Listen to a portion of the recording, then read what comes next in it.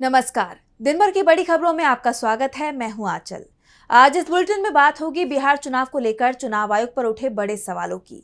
चुनाव से पहले एनडीए में मची खलबली की।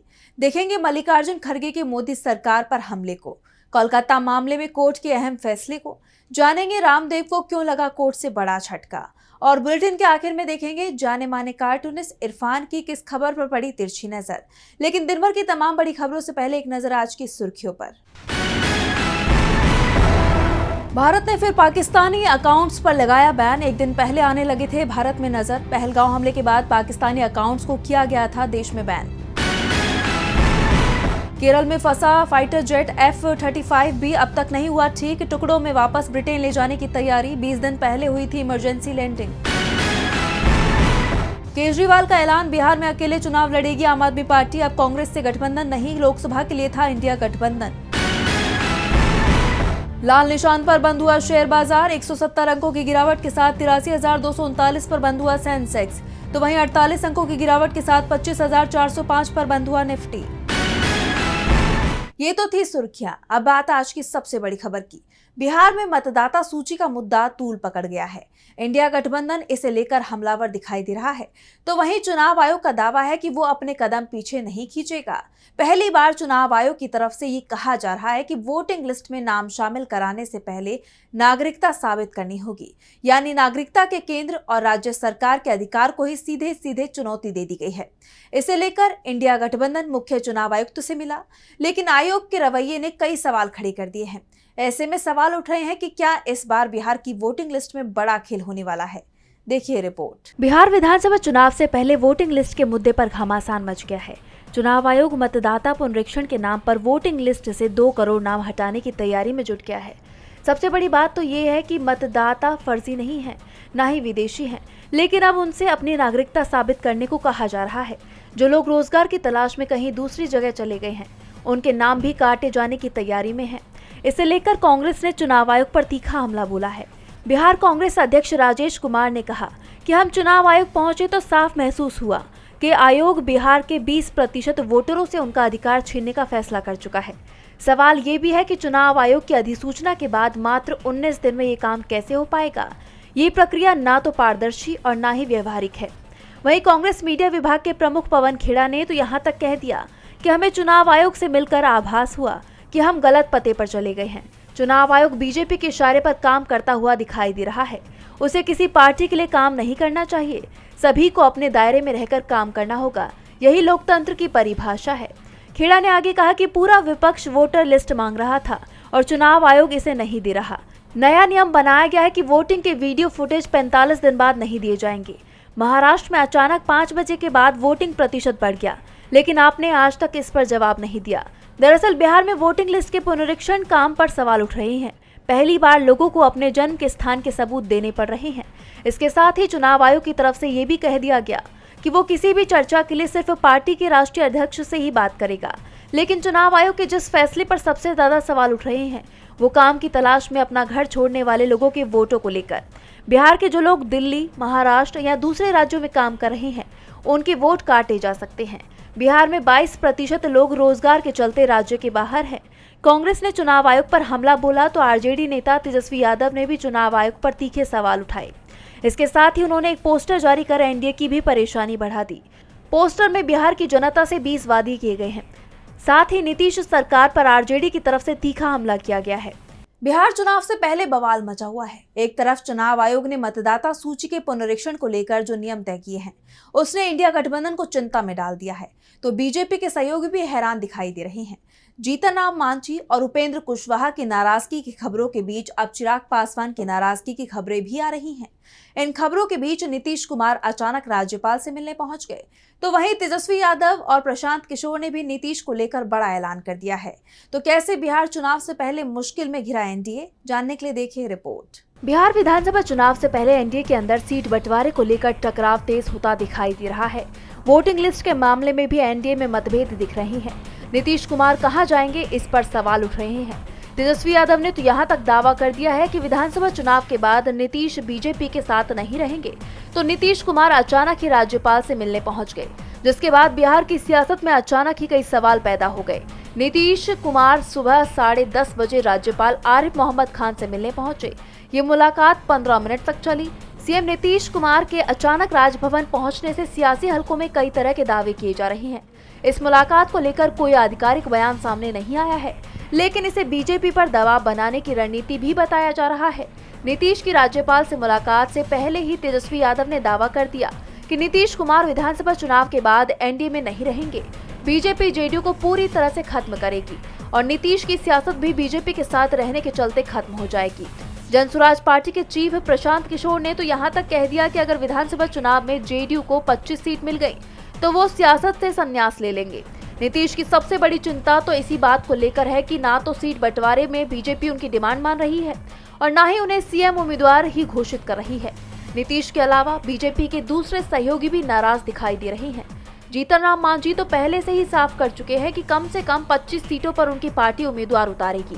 तो उपेंद्र कुशवाहा चेतावनी दे रही हैं कि उनके साथ धोखा हुआ तो पूरा एनडीए सजा भुगतेगा। इस बीच चिराग पासवान भी राज्यपाल से मिलने पहुंचे। ऐसे में सवाल उठ रहे हैं कि क्या बिहार की सियासत में कुछ बड़ा होने वाला है।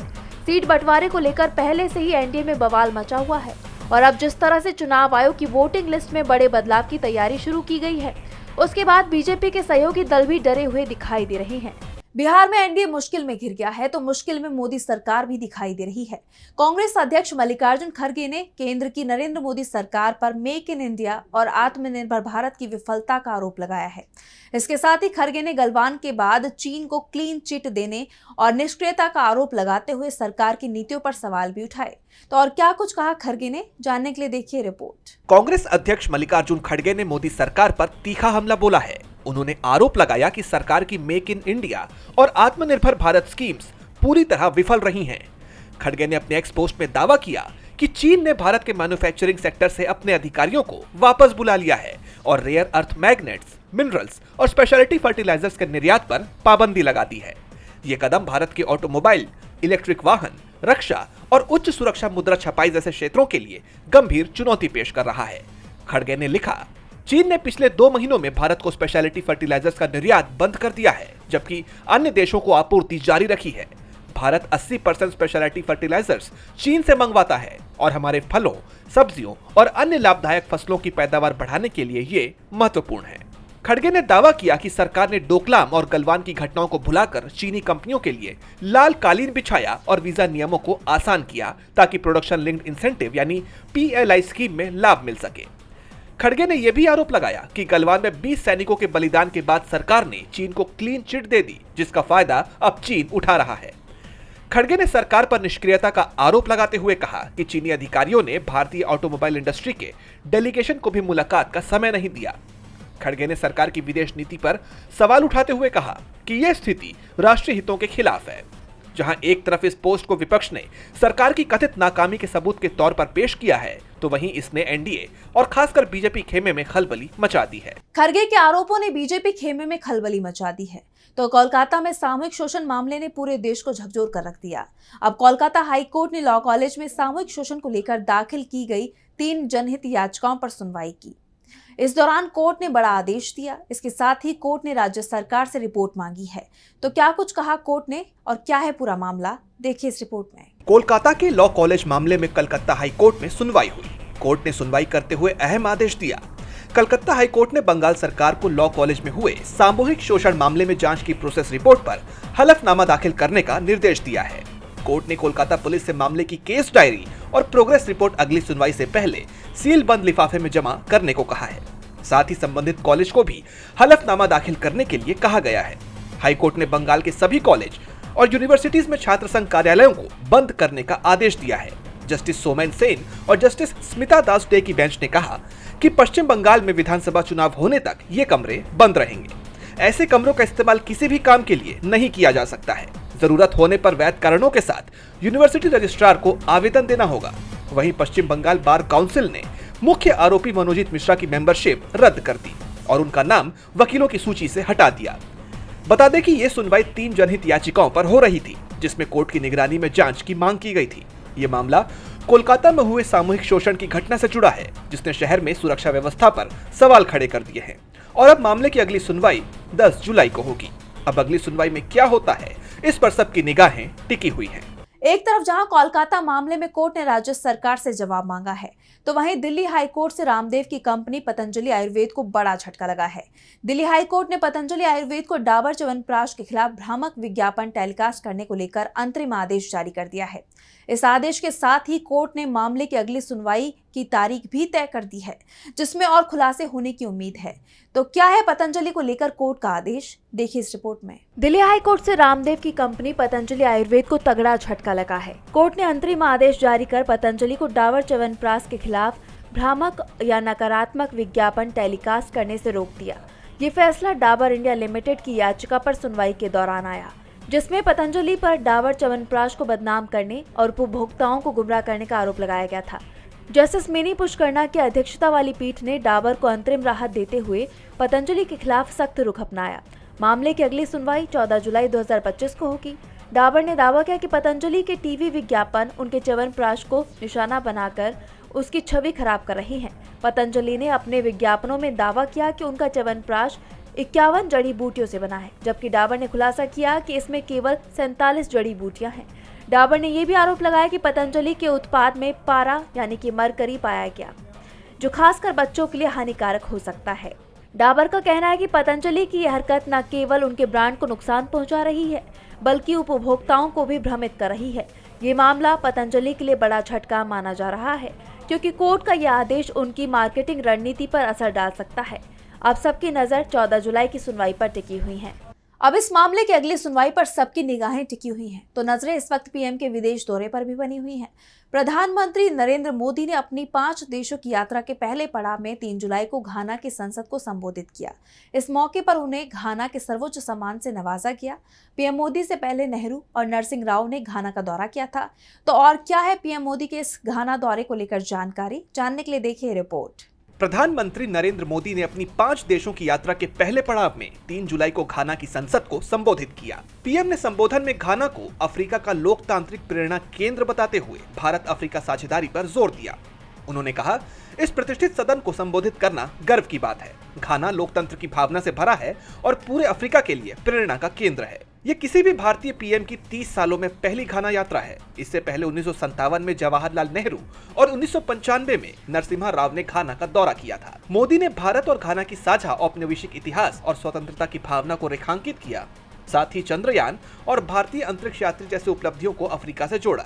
उन्होंने कहा, जब चंद्रयान ने चांद के दक्षिणी ध्रुव पर लैंडिंग की, मैं अफ्रीका में था। आज जब एक भारतीय अंतरिक्ष यात्री अंतरिक्ष स्टेशन में मानवता के लिए काम कर रहा है, मैं फिर से यहाँ हूँ। ये कोई साधारण संयोग नहीं है। इसके साथ ही उन्हें घाना का सर्वोच्च सम्मान the officer of the order of the star of घाना से नवाजा गया।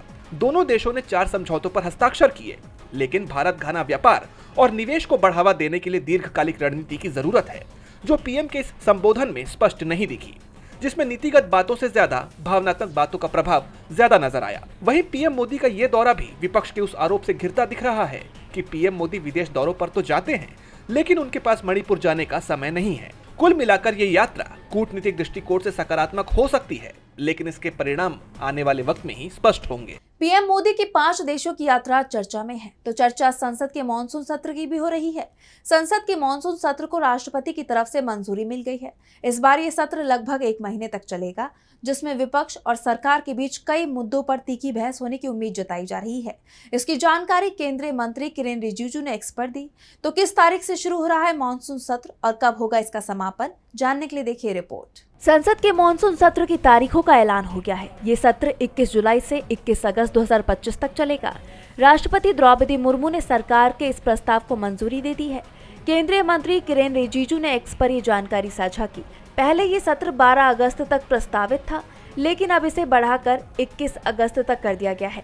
खास बात यह है कि पहली बार सत्र 15 अगस्त के बाद भी जारी रहेगा।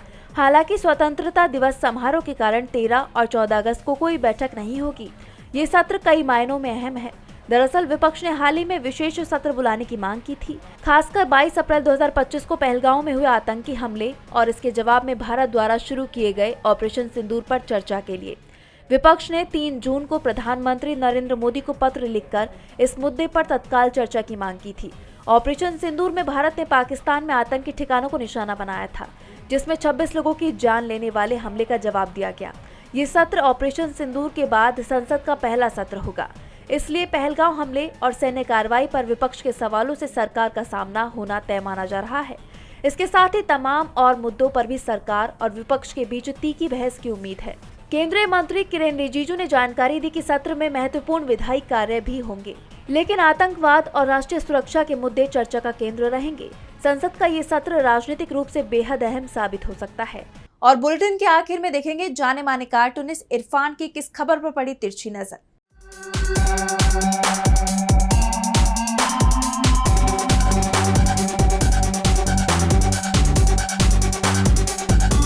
प्रधानमंत्री नरेंद्र मोदी को घाना का भी सर्वोच्च नागरिक सम्मान मिल गया है।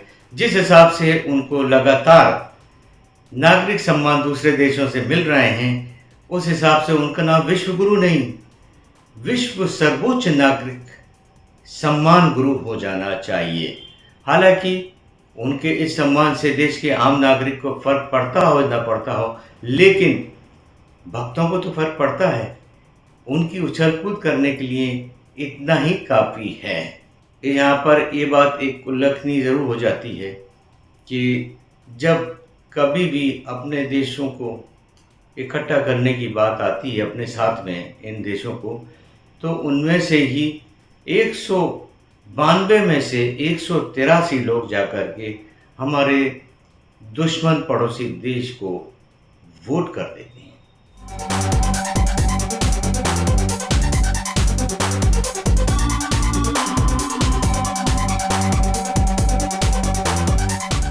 बहुत बहुत शुक्रिया इरफान जी। तो आज इस बुलेटिन में बस इतना ही। आप देखते रहिए डीबी लाइव। नमस्कार।